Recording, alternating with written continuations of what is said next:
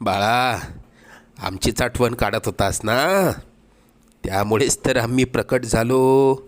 अरे मायबाप मानतोस ना आम्हाला, मग तुला पैशांची गरज असताना सांगायचं ना.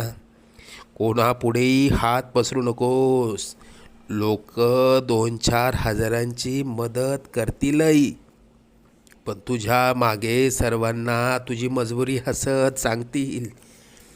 आता तुला कोणापुढे हात पसरण्याची वेळच येणार नाही. तू आजपर्यंत भरपूर दुःख सहन केलंस. लवकरच तुझ्या रडक्या भाग्यात सुखाचे दिवस येतील. तुझ्या मनात असलेली इच्छा पूर्ण होऊन अक्कलकोटला पेढे घेऊन येणं होईल. येशील ना आम्हाला भेटायला अक्कलकोटला? सगळं मनासा